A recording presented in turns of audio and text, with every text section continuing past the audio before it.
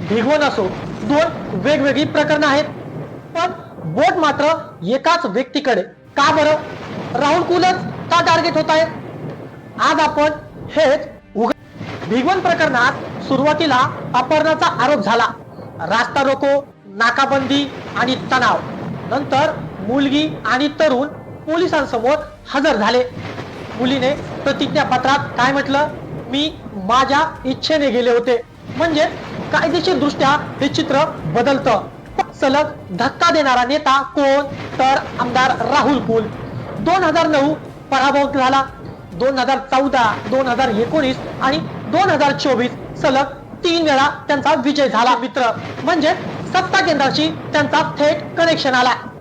दौंडमध्ये विकासाचा सपाटा आरोग्य दूत म्हणून ओळखू लागले. काम, निधी, प्रकल्प म्हणजे कुल यांना रोखणं अवघड झालं. टार्गेट कोण? तर दौंडचे भाजपचे आमदार राहुल कुलच. राहुल कुलांनी काय सांगितलं? या प्रकरणात निपक्षपाती चौकशी करा, यामध्ये कोणालाही मदत करू नका. पीडित कुटुंबाशी संपर्कात असल्याचं देखील त्यांनी एका व्हिडिओच्या माध्यमातून स्पष्ट केलं. मित्रांनो, हा व्हिडिओ मी बनवत असताना, हा व्हिडिओ बनवल्यानंतर काही लोकांना वाटेल की पवनला कोणीतरी व्हिडिओ बनवायला लावलाय म्हणून हा पवन व्हिडिओ बनवतोय.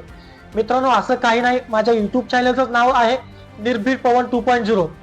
जे खरं आहे ते खरं बोलण्याचा प्रयत्न करतो आणि माझ्याविषयी जर कोणी तर्क वितर्क विचार करण्याचा प्रयत्न केला जर ते डोक्यातनं काढा, कारण मी कोणाचं सांगून हा व्हिडिओ बनवत नाही. जे सत्य आहे आणि ते सत्य मांडण्याचा मी प्रयत्न करतोय. नक्कीच याच्यामधून जर कुणाला जे वेगळे विचार येत असतील तर त्याला मी काही करू शकत नाही. त्यांची बुद्धी, त्यांच्या बुद्धीला मी काही सांगू शकत नाही. ज्यांना जसा विचार करायचा ते विचार करू शकता, पण व्हिडिओ मधनं जे काय घ्यायचं आहे ते घ्या नक्कीच. ओके, तर व्हिडिओ पूर्ण पहा. आज प्रश्न एकच आहे. भिगवण अपहरण प्रकरणात मुलगी आणि तरुण स्वतः पोलिसांसमोर हजर झाले. मुलीचं प्रतिज्ञापत्र देखील आलं. मग ही टार्गेट कोणावर? दौंडचे भाजपचे आमदार राहुल कुल. येवत असो, भिगवण असो, दोन वेगवेगळी प्रकरणं आहेत, पण बोट मात्र एकाच व्यक्तीकडे. का बरं? राहुल कुलच का टार्गेट होत आहे?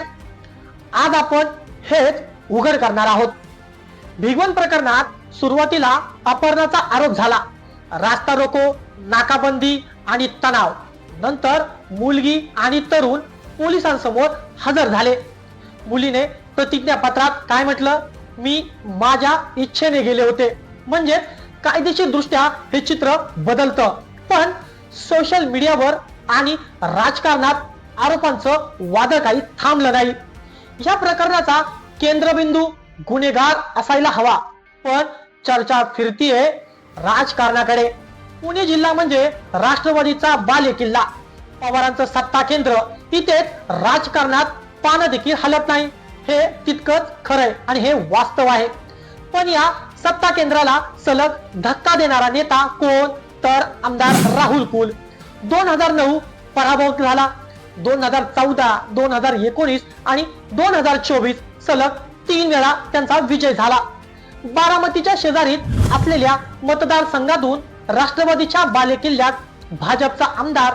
इतकंच नाही तर लोकसभा निवडणुकीत कांचन कुल यांनी सुप्रिया सुळेंना अक्षरशः घाम फोडला होता.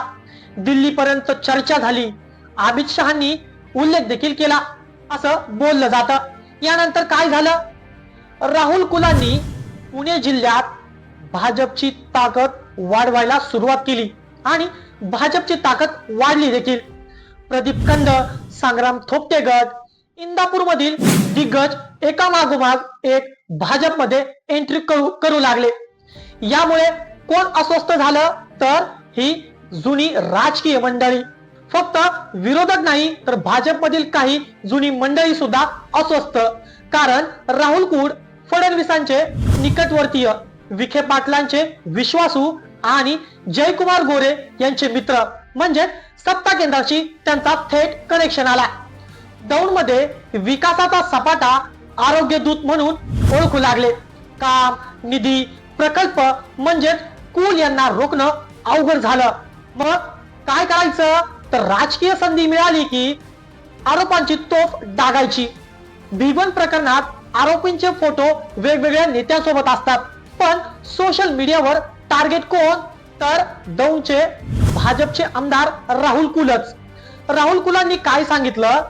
या प्रकरणात निपक्षपाती चौकशी करा, यामध्ये कोणालाही मदत करू नका, पीडित कुटुंबाशी संपर्कात असल्याचं देखील त्यांनी एका व्हिडिओच्या माध्यमातून स्पष्ट केलं. वन या ठिकाणी जी तरुणीची तक्रार आली त्या संदर्भामध्ये जो गुन्हा दाखल झाला त्याच्यामध्ये सातत्यानं पोलिसांच्या संपर्कात राहून, त्याचबरोबर त्या मुलीच्या मामांच्या संपर्कात राहून, तिच्या नातेवाईकांच्या संपर्कात राहून सातत्यानं त्या कुटुंबाला मदत करण्याचा प्रयत्न आम्ही सगळ्या प्रशासनाने केलेला आहे.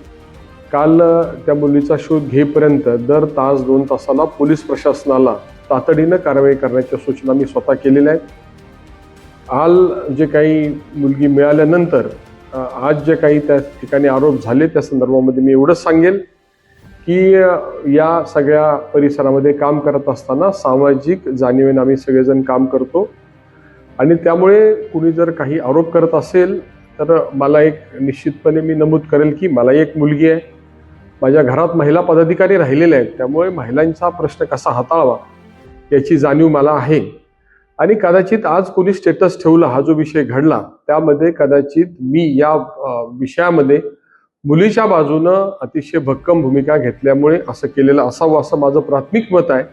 परंतु या सगळ्या प्रकरणाची चौकशी पोलिसांनी कसोशीनं करावी, त्याचबरोबर त्या मुलीचा शोध घ्यावा आणि जे दोषी असतील त्याच्यावर कारवाई करावी अशा प्रकारे सातत्यानं मागणी मी केलेली आहे. जे आरोप करतायत त्यांनी वस्तुस्थिती पहिल्यांदा तपासावी आणि मगच आरोप करावे अशा प्रकारची विनंती मी निश्चितपणे करेल. त्या कुटुंबाच्या विषयी आम्ही सगळेजण सहानुभूतीपूर्वक मदतीच्या भूमिकेमध्ये आहोत आणि त्या कुटुंबियांना जी जी लागेल ती मदत करण्याची आमची तयारी आहे. प्रशासन पूर्ण सक्षमतेने काम करतंय. काल रात्रीपासून त्या ठिकाणी त्या मुलीची समजूतही घालण्याचा प्रयत्न हा प्रशासनाकडून होतोय आणि त्या कुटुंबाला जो पाठबळ आहे ते देण्यासंदर्भामध्ये आम्ही सगळेजण कटिबद्ध आहोत. त्यामुळे कुणी जर अशा प्रकारचे गैरसमज करत असतील तर तुमच्याही घरात मुली आहेत, माझ्याही घरात मुली आहेत, त्यामुळे आरोप करताना वस्तुस्थितीची जाणीव ठेवून तपासून मगच आरोप करावेत अशा प्रकारचं नम्र आवाहन मी या सगळ्यांना करेन. तुमचं मुलीच्या कुटुंबियांशी काय बोलणं झालं होतं? मला जशी घटना कळाली तसं पोलिसांना मी संपर्कात होतो.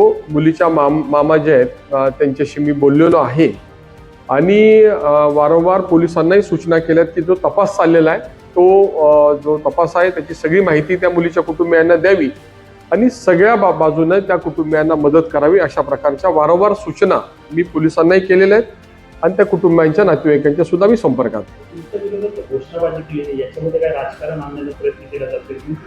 मी सांगितलं की माझी निपक्षपाती भूमिका असल्यामुळे काही लोक दुखावले गेले असतील आणि त्यामुळे अशा प्रकारे काही लोकांनी त्याला राजकीय वळण देण्याचा प्रयत्न केला असावा असं माझं मत. पडळकर यांनी मोका लावण्याची मागणी केली होती आदर्श आणि त्यांनी तुमचा स्टेटस ठेवला, त्याच्यामुळे सगळा वाद निर्माण झालेला आहे. मुळात या कोण आरोपी आहे त्याला मी ओळखत नाही. गुन्हा भिगवण तालुका इंदापूर इथे घडलाय. मुलगी बारामतीमध्ये हजर झालेली आहे आणि त्यामुळे कुणी कुणाचं स्टेटस ठेवावं आणि त्यामुळे कुणावर आरोप करावे याचा कुठलाही सुतराम संबंध मला समजत नाही. परंतु सार्वजनिक जीवनामध्ये मी प्रत्येक गावात गेलो तर 5-25 लोकांना नावानिशी ओळखतो आणि 25 वर्ष काम केल्यानंतर प्रत्येकाचे माझे संबंध आहेत. जसे माझ्या कार्यकर्त्यांचे संबंध आहेत तशी विरोधी कार्यकर्त्यांची सुद्धा माझे काही लोकांचे अतिशय चांगले स्नेहपूर्वक संबंध आहेत. त्यामुळे कुणी चुकीचं केलं आणि जर कुणी कुणाचं स्टेटस ठेवलं म्हणून कुणावर तरी आरोप करावेत हे योग्य नाही.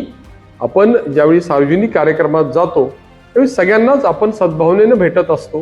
त्यामुळे अशा प्रकारे कुणी स्टेटस ठेवल्यामुळे कुणाला आरोप करावे असं जर कोण करत असेल तर निश्चितच त्याच्यामध्ये काही ना काहीतरी राजकारण केलं जाते असं माझं मत. सगळे रेकॉर्डिंग काढावेत. मी माझ्याकडे येणारे सगळे फोन घेतो, सगळ्यांना परत फोन करतो. माझा फोन जवळपास 14 तास सातत्यानं चालू असतो. त्यामुळे लोकांना मदत करण्यासाठी मी सातत्यानं फोनच्या माध्यमातून भेटीच्या माध्यमातून संपर्कात असतो.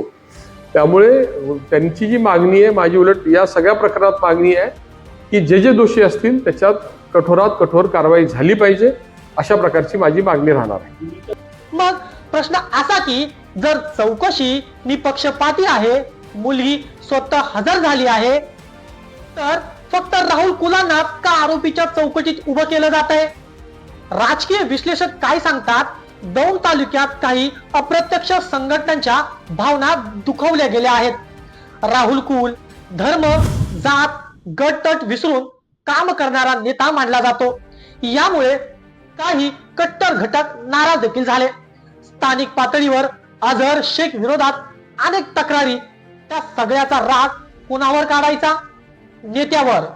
कार्यकर्त्यांच्या नातेवाईकांचं खासगी प्रकरण नेत्याच्या गळ्यात घालण्याचा हा पहिलाच प्रकार नाही.